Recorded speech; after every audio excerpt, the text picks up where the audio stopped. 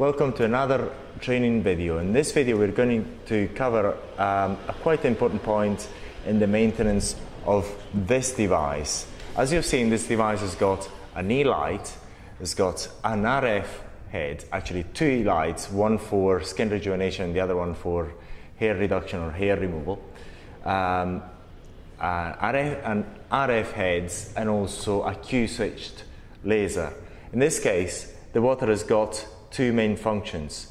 Function number one is to cool down the head of the two ELight heads and the RF head. And it is used in the refrigerator inside the unit. The other function is to protect the light sources, as to say the Q-switch light, as well as the Q-switch light as well as the ELight. So the light sources are protected by the water. And this is why you've got to perform this routine maintenance. So keep in mind that you have to perform this routine maintenance once a month, even if you don't use the device. If you fail to do that, then the device is more likely to break down and have faults. Another important point is if you live in an environment where the temperature is likely to fall below zero, then it is highly advisable to put antifreeze into the water. This is because if the temperature inside your clinic or your beauty spa drops below zero, then the water can freeze and can damage quite severely the device. So it is highly advisable that you add this antifreeze if the temperature inside the clinic is likely to fall below zero. Now, in this case, this unit is not marked yet because it's a unit that we're using for demonstration and for these training videos. So this is the water inlet, and everything is done without the power connecting any power on anything. Everything is disconnected for the sake of ease. This is the water inlet that works with gravity, and this is the water overflow, and this is the water outlet. So you can actually take this cap off and the water will flow off. So what we're going to do, we're going to take this cap off, the water inlet off, the overflow off. So, and what happens is when you place the water in, once the overflow once you start getting water coming from the overflow part, then this is when you've done your job and there's enough water inside the device. But we're going to take the water out, all of it if possible, and you'll find that there's going to be a lot of water in this particular device because it's got two functions. And we're going to do it right now. And you have to place the water inside the unit before you start its operation. And in this case, the tank is quite consistent because, as we mentioned, the water has got two functions. Once again, one is to cool down the device, cool down the heads of the ELight and the RF head. The other one is protecting the light sources, the Q-switch laser and the ELights. So what we're going to do, we're just going to wait until this process is finished, and it's just working using the normal process of gravity. So we're going to do that right now. So you see how easy it is, and that can be done by any member of your staff, because it's quite an easy task to perform. There is no danger, there's no risks. Everything is performed without the mains being connected. There's no motors that are used to pump the water in or out. Everything is designed to use gravity, so it's a very safe maintenance procedure. Remember, when you use the device, to keep this one off, keep the cap off. So if the water wants to overflow, it will overflow outside the device instead of inside.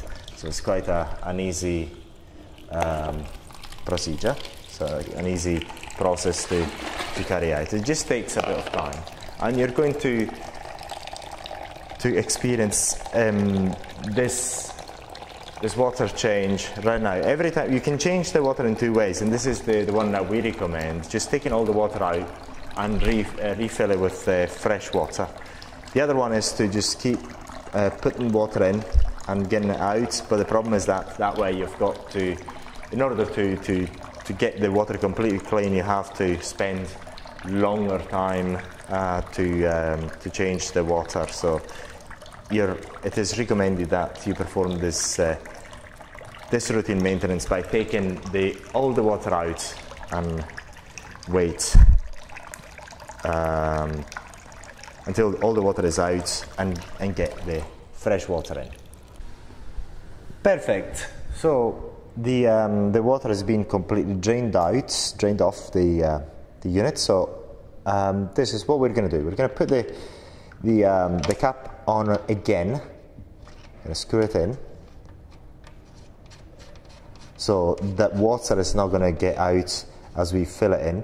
And this is what you do the first time you get the device. That is to say, you have to put the water in. So you unscrew these two caps here, the overflow and the water inlet, and you put the water in this way. So you place the tube in again. Thank you. And you start placing the water in. And again, everything is using gravity. So there's no motors, there's no electricity connection, and this process can be carried out by anyone completely safely. Remember to keep this water overflow without the cap on, so that in case the water wants to overflow for any reason, actually overflows out with the device and not inside the device. And that's just a time-consuming thing to do. So you can keep watching this video. All we're going to do is we're going to keep pouring water in up until the overflow starts to show water coming out.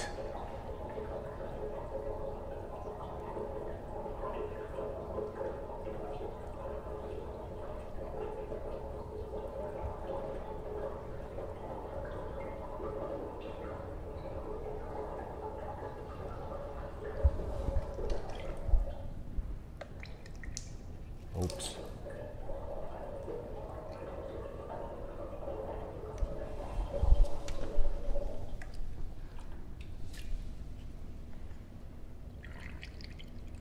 And again, we're using gravity, so all you have to do is keep this up in air.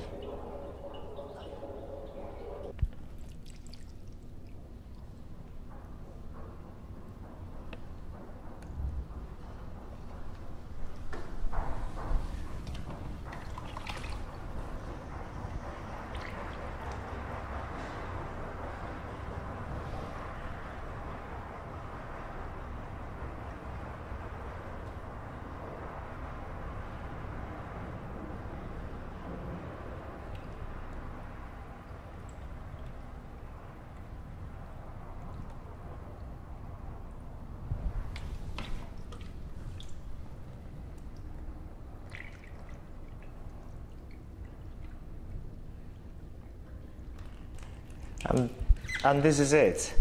Now we have reached the overflow point, and this is when we finish placing the water inside the unit. We'll keep this the cap off it. It's going to overflow for a while. I'll leave it to overflow, and you keep it off in case for any reason you move the device.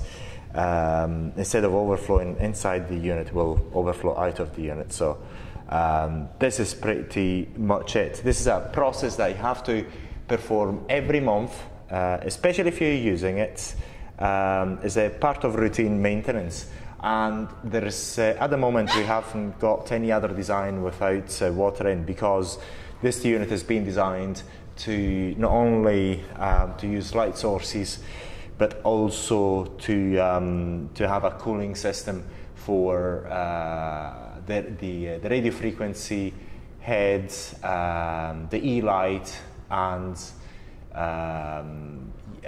also it does require water for the normal functioning of the light sources, as mentioned earlier on. So this is all. If you have any other question about this particular unit, please let us know, and hopefully that clarifies this important part of the routine maintenance of the unit. Thank you very much for watching.